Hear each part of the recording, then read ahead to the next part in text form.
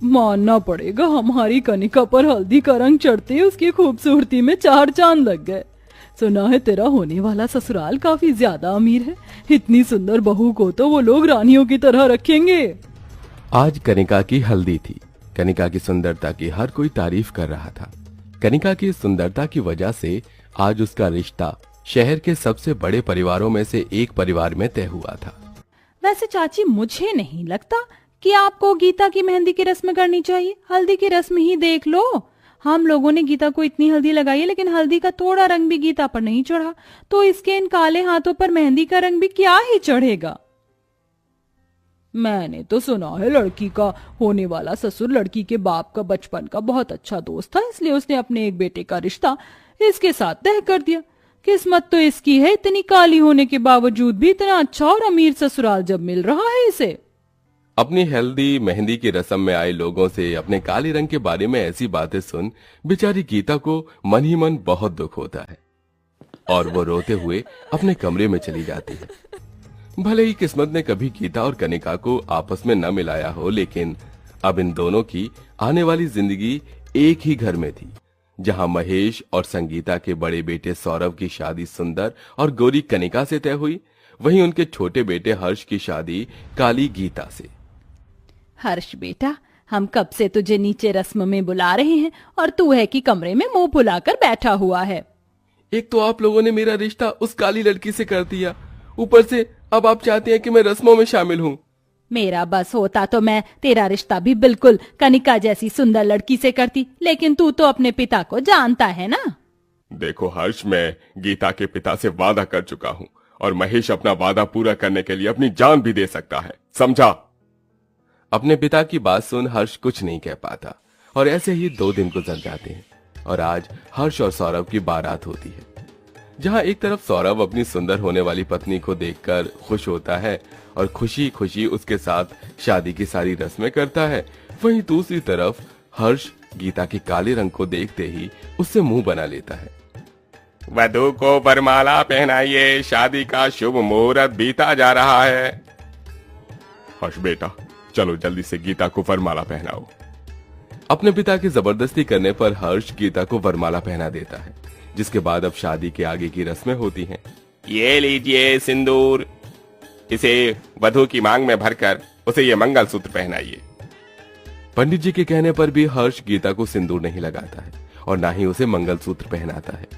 अपने होने वाले पति का ऐसा व्यवहार देखकर गीता भी समझ जाती है कि उसके पति को उसके काले रंग से दिक्कत है, लेकिन बेचारी गीता इस बात भी कुछ नहीं कह पाती और महेश की जबरदस्ती करने पर हर्ष गीता को सिंदूर लगाकर मंगलसूत्र पहना देता है, जिसके बाद दोनों भाइयों की शादी संपन्न होती है और दोनों बहुएं विदा होकर अपनी ससुराल चली जाती हैं।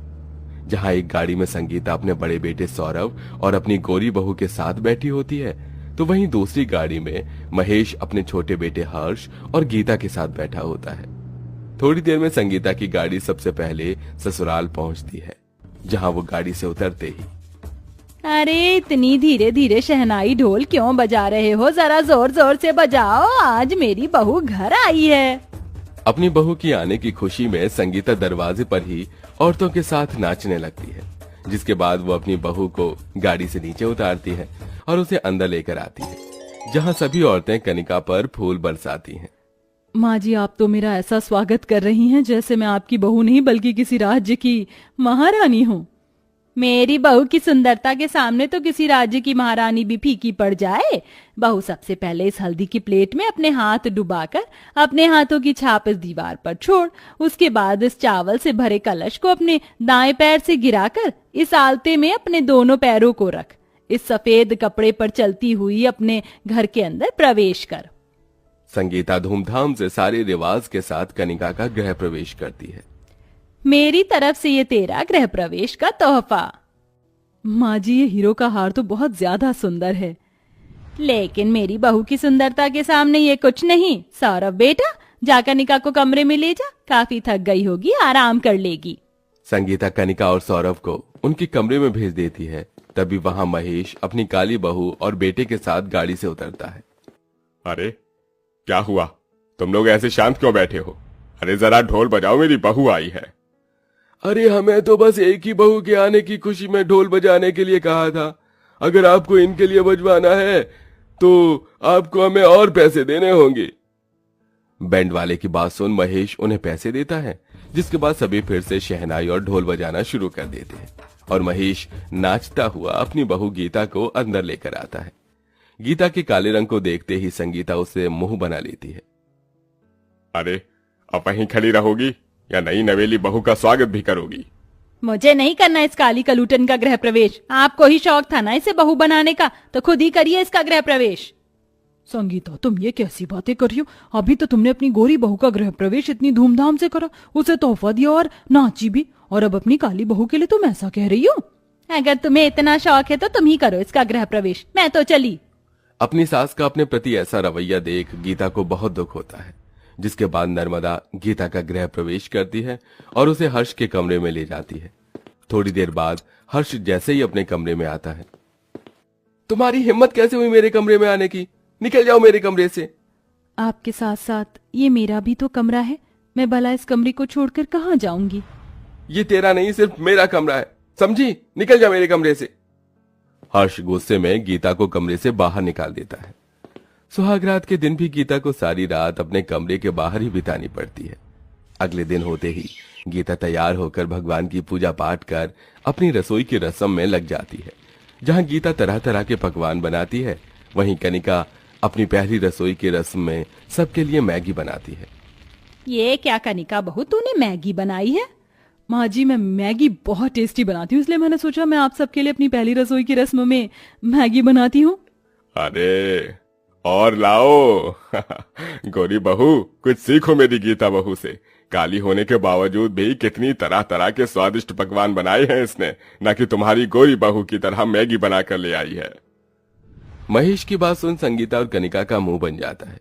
शादी के बाद जहां गीता घर की सारी जिम्मेदारी को संभाल कर एक अच्छी बहू होने के सारे फर्ज निभाती है, वहीं कनिका दिन रात बस अपने मेकअप, शॉपिंग और पार्टीज में ही लगी रहती है। ये लीजिए आपकी चाय। तुम्हारी हिम्मत कैसे हुई सुबह सुबह अपना ये मनहूस चेहरा दिखाने की मुझे? जा, निकल जा मेरे कमरे से। हर्ष गीता के हाथ से चाय का कप लेकर जमीन पर फेंक देता है और उसे कमरे से निकाल देता है। वहीं दूसरी तरफ जल्दी जल्दी हाथ चला, अभी घर के और भी काम बाकी हैं। माँ जी, मैंने सारे काम कर दिए हैं, कमर बहुत दुख रही है इसलिए रोटी नहीं बेली जा रही है। अगर तू रोटी नहीं बेलेगी तो कौन बेलेगा? तेरा बाप ये ड्रामा करके मेरे सामने मत दिखा। गीता के ऊपर रोज रोज हो रहे इन अत्याचारों से महेश काफी थक चुका था, इसलिए अब वो एक बहुत बड़ा फैसला लेता है। ये आप क्या कह रही हैं? जो मैं कह रहा हूँ सही कह रहा हूँ, इसी में ही तुम्हारी भलाई है, तभी इन लोगों को तुम्हारी अहमियत समझ आएगी। महेश गीता को कुछ दिनों के लिए उसके मायके छोड़ आता है। गीता के जाने की वजह से घर में सभी लोग बहुत ज्यादा खुश होते हैं, लेकिन उनकी ये खुशी सिर्फ कुछ ही देर की होती है। माँ, मेरी ब्लू वाली शर्ट कहाँ है? कब से ढूंढ रहा हूँ, नहीं मिल रही है मुझे। मुझे कैसे पता होगा तेरी शर्ट कहाँ है? ढंग से ढूंढ, मिल जाएगी। जब से गीता हर्ष की जिंदगी से गई थी, तब से हर्ष को अपने सारे काम खुद ही करने पड़ रहे थे, जिसमें उसे काफी ज्यादा मुश्किलें होती हैं। वहीं दूसरी तरफ बहू, तू इतना तैयार होकर कहाँ जा रही है? घर में इतने सारे काम पड़े हैं, कौन करेगा उन कामों को? मैं आपकी वो काली बहू गीता नहीं हूँ जो नौकरानी की तरह आपके सारे काम करूंगी, समझी? भगवान की कृपा से हाथ पैर जब आपके सलामत हैं तो अपने अपने काम खुद करिए, समझी? कनिका घर की किसी भी जिम्मेदारी को नहीं संभालती थी, जिसके चलते अब संगीता को ही सारे काम खुद करने पड़ते थे। और अब धीरे धीरे संगीता और हर्ष को गीता की कमी सताने लगी थी और उन दोनों को गीता की अहमियत का भी एहसास हो गया था, जिसके चलते दोनों रोते हुए गीता के मायके जा पहुंचते हैं। बहू, मुझे माफ कर दे, तेरे जाने के बाद हमें तेरी हैसियत समझ आई। काले और गोरे रंग के भेदभाव के चक्कर में मैं तो भूल ही गई थी कि कौन सी बहू मेरी लायक है और कौन सी नालायक बहू। अपने ससुराल वापस आ जाओ।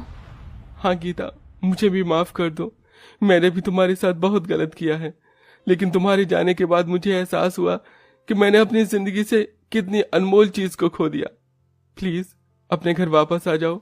आप लोग मुझसे इस तरह माफी मत मांगिए, मुझे तो बस आप लोगों का प्यार चाहिए और कुछ नहीं। मुझे मेरे पति और सास का प्यार मिल गया, मेरे लिए तो यही काफी है। संगीता हर्ष गीता को वापस अपने घर ले आते हैं, जिसके बाद संगीता अब अपनी दोनों काली गोरी बहू में कोई भेदभाव नहीं करती और कनिका को भी अपनी सख्ती से सुधार देती है।